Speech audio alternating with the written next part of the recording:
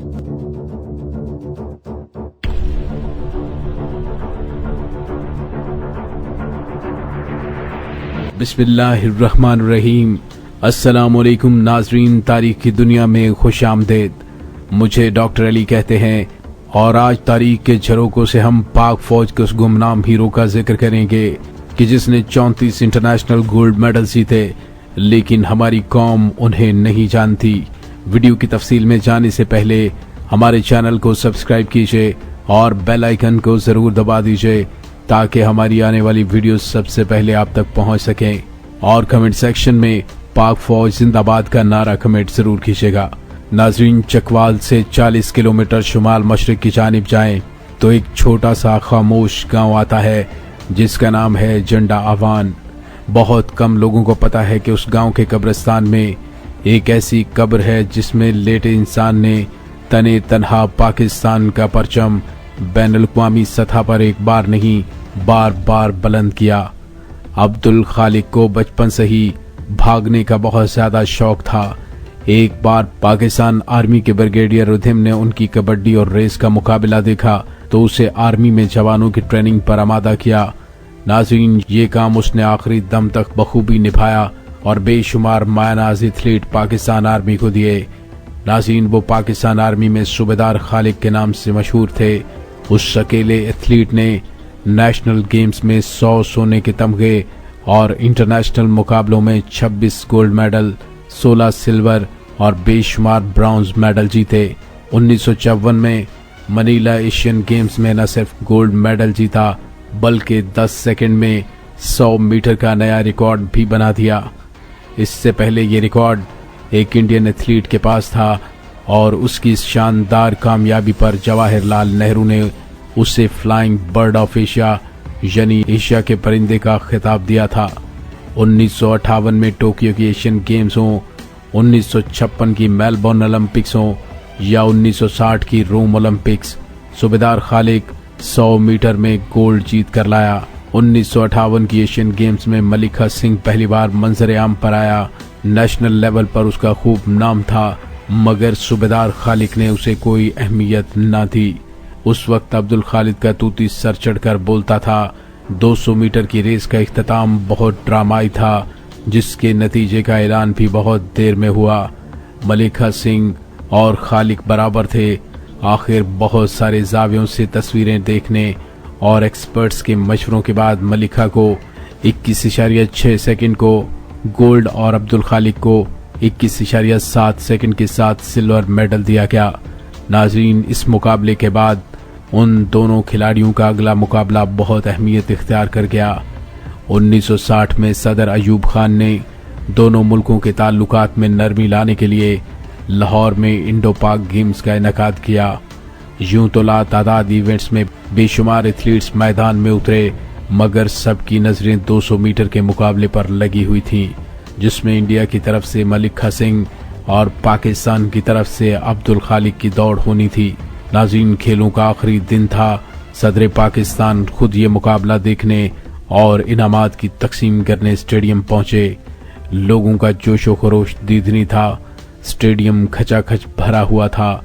कान पड़ी आवाज सुनाई नहीं दे रही थी। लोग गले फाड़ फाड़ कर अपने अपने वतन के एथलीट्स के लिए नारेबाजी कर रहे थे और शायद बॉर्डर के दोनों तरफ के बाकी करोड़ों लोग भी जज्बात की इस गर्मी को महसूस कर रहे थे।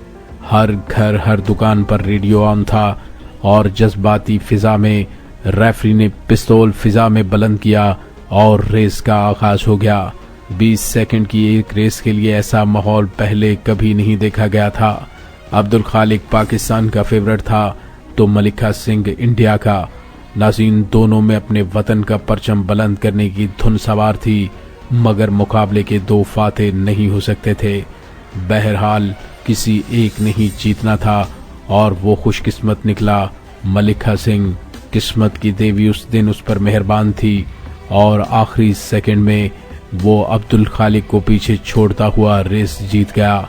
उस दिन सदर अयूब खान ने मलिका सिंह को फ्लाइंग सिख का खिताब दिया जो वो हमेशा हर इंटरव्यू में फख्र से बताता रहा। अब्दुल खालिक अवाम का मुजरिम ठहरा।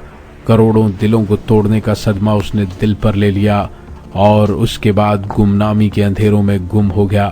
ناظرین، عبدالخالق نے 1971 کی جنگ میں بھی حصہ لیا اور جنگی قیدی بنا۔ بارڈر کے اس پار اب بھی اس کی بہت عزت کی جاتی ہے۔ اندرا گاندھی نے خصوصی طور پر اس کی رہائی کا بندوبست کیا، مگر اس غیور ایتھلیٹ نے انکار کر دیا اور کہا کہ وہ اپنے باقی ساتھیوں کے ساتھ ہی واپس جائے گا۔ 1988 میں راولپنڈی میں عبدالخالق کا انتقال ہو گیا۔ نہ ٹی وی پر خبر چلی اور نہ ہی کسی سوگ کا اعلان ہوا، بس اخبار کے اندرونی صفحے پر ایک کالمی خبر اور 100 میٹر ریس کا ایک درخشاں باب بند ہو گیا۔ ناظرین، 1960 میں صوبیدار خالق کے ہارنے کی کئی وجوہات تھیں۔ وہ بنیادی طور پر 100 میٹر کا چیمپئن تھا اور ملکہ سنگھ 200 میٹر کا۔ عینی شاہدین کا بتانا ہے کہ اس سے پہلے 100 میٹر میں عبدالخالق ہی آگے تھا، مگر اگلے 100 میٹر وہ اپنی رفتار برقرار نہ رکھ سکا۔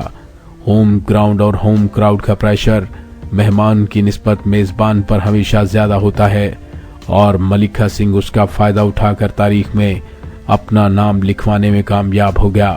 5 دہائیوں بعد راکیش اوم پرکاش مہرا نے ملکہ سنگھ پر ایک بایوپک بنائی اور وہ سپر ہٹ تھی۔ مہرا نے اپنی 50 سال پرانے ہیروز کو دوبارہ زندہ کر دیا اور پورے ہندوستان میں ایک بار پھر ملکہ سنگھ کا نام گونج اٹھا۔ ناظرین، المیہ یہ ہے، ہمارے ملک میں اپنے ہیروز کو خراج تحسین پیش کرنے کا رواج نہیں ہے۔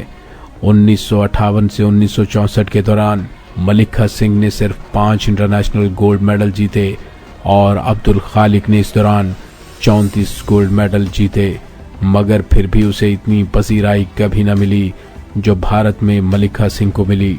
ناظرین، امید کی جا سکتی ہے کہ کبھی وقت بدلے گا اور کوئی فلم میکر اپنے اس گمنام ہیرو کو خراج تحسین پیش کرے گا اور نئی نسل کو ان کے کارناموں سے روشناس کروائے گا۔ انسان بھلے 100 بار جیتتا رہا ہو، مگر کئی مقابلے ایسے ہوتے ہیں جن میں ان کی ایک ہار گائیڈڈ میزائل کی طرح زندگی بھر ان کا پیچھا کرتی رہتی ہے۔ ناظرین، صوبیدار عبدالخالق بھی اسی گائیڈڈ میزائل کا شکار ہو گیا، لیکن آئیے مل کر خراج تحسین پیش کرتے ہیں، سیلوٹ پیش کرتے ہیں صوبیدار عبدالخالق کو، جنہوں نے پاکستان کا نام لاتعداد مرتبہ نیشنل اور انٹرنیشنل سطح پر روشن کیا اور 34 گولڈ میڈل پاکستان کے لیے جیتے۔ میرا سلام میرے گمنام ہیروز کے نام۔ پاک فوج زندہ باد، پاکستان زندہ باد۔